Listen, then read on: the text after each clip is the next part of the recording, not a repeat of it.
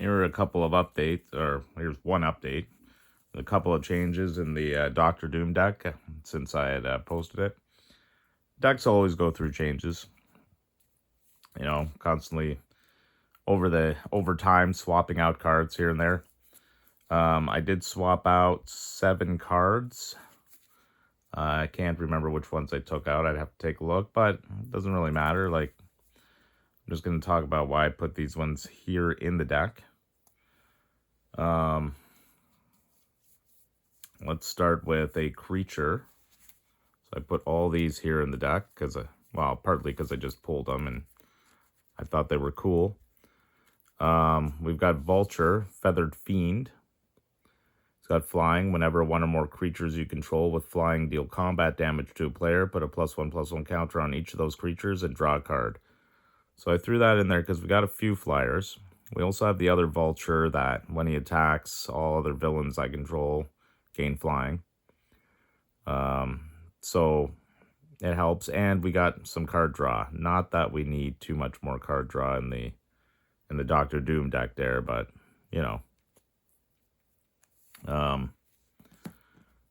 also pulled No Mercy, which I really liked and wanted to put in the deck, so I did.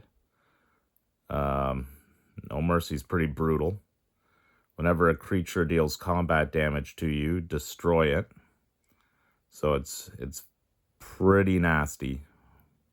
Won't necessarily play it all the time, but it can be pretty nasty. Thing about it is, people can get around it. If they have Indestructible, or give their creatures Indestructible, they can get around it. Regeneration. So the only 2 times I brought No Mercy out on the board, I was up against Wolverine, I think Fierce Fighter. I think it's Fierce Fighter, but it's the one with regeneration. So of course they attack, and then they regenerate him before he gets destroyed. It's disgusting, and he does double damage. It's gross. So it didn't do much when it went up against that, but it could be pretty nasty. We've got the Thunderbolts Conspiracy. I remember the storyline way back. It's pretty cool. It's got flash, so I could be like, surprise. Whenever a villain you control dies, return it to the battlefield under its owner's control with a finality counter on it. That creature is a hero in addition to its other types. So they're all villains in this deck, pretty much, with the exception of J. Jonah Jameson. So it's just a way to keep them from dying. But of course, if they get killed the second time, well, they get exiled, and that'll suck. But it is a way to kind of protect them. You could even, because it has flash, you could flash it out as a response to a board wipe even. We got Glorious Purpose. So it's a plan, and whenever a creature you control connives, which, we've got Doctor Doom doing it and a couple of others, we're going to put a +1 counter on that creature and a plan counter on this enchantment. So it's like getting, if you get rid of a land, you're going to get a +1 counter. If you get rid of something else, you're getting 2 +1 counters on a creature. Awesome. And we'll be conniving comes pretty easy in the deck. When the 6th plan counter is put on this enchantment, sacrifice it. If we do, exile the top 4 cards of our library. We may cast any number of spells from among them without paying their mana costs. Put the rest into our hand. Can't go wrong with that. We've also got Fury of the Horde. So it costs 5 and 2 red, but we can exile 2 red cards from our hand rather than pay the spell's mana cost. We're going to tap all creatures that attack this turn. After this main phase, there's an additional combat phase, followed by an additional main phase.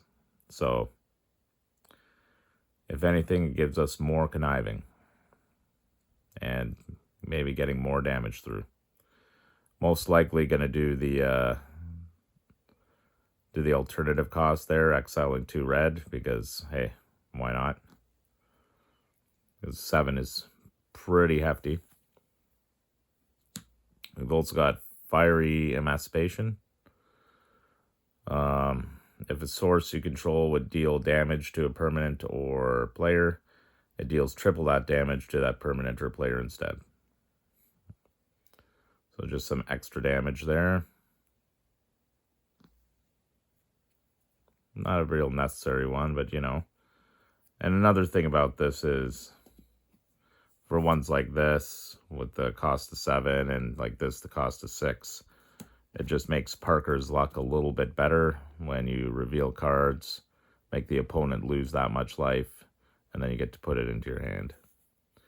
And if you don't want to use it, discard it when you connive.